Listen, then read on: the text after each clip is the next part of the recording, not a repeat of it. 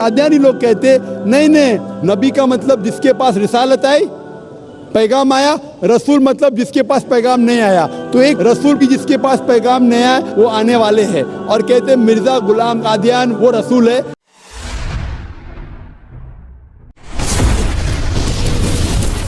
السلام علیکم ورحمۃ اللہ وبرکاتہ۔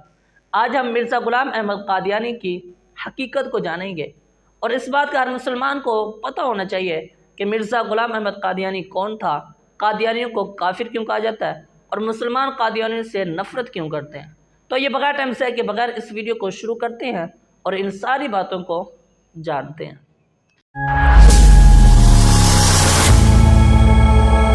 Could you please tell me a little bit more about them? ان کا سوال تھا کہ وہ جاننا چاہتی تھی یہ احمدیز کون ہے۔ وہ جانتی ہے کہ وہ مانتے ہیں کہ محمد صلی اللہ علیہ وسلم آخری نبی نہیں ہے، وہ جاننا چاہتی ہے۔ احمدی ایک ایسا فرقہ ہے جو کہتا ہے کہ محمد صلی اللہ علیہ وسلم آخری رسول نہیں ہے۔ قرآن کی آیت صاف کہتی ہے، سورہ احزاب کی سورہ نمبر 33 آیت نمبر 40 میں، ما کان محمد ابا احد من رجالکم ولکن رسول اللہ وخاتم النبیین وکان اللہ بکل شیء علیما۔ محمد صلی اللہ علیہ وسلم آپ میں سے کسی کے بھی والد نہیں ہیں، اور وہ اللہ کے رسول ہے، اور وہ خاتم النبیین ہے۔ اللہ سب سے زیادہ علم رکھتا ہے۔ اس سے معلوم پڑتا ہے کہ محمد صلی اللہ علیہ وسلم رسول تھے اور آخری نبی تھے۔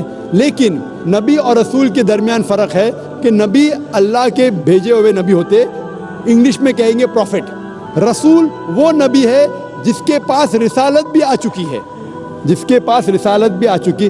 That prophet who has been given a message, he is called as a messenger۔ لیکن جب اللہ فرماتے ہیں کہ آخری نبی، اس کا مطلب آخری رسول بھی، کیونکہ رسول ہونے کے لیے نبی ہونا ضروری ہے، لیکن ہر نبی رسول نہیں ہے، ہر رسول نبی ہے۔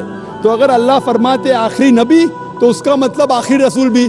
لیکن احمدی لوگ، قادیانی لوگ کہتے نہیں نبی کا مطلب جس کے پاس رسالت آئی، پیغام آیا، رسول مطلب جس کے پاس پیغام نہیں آیا۔ تو ایک رسول بھی جس کے پاس پیغام نہیں آیا وہ آنے والے ہیں، اور کہتے مرزا غلام قادیان وہ رسول ہے، جو بالکل غلط ترجمہ ہے۔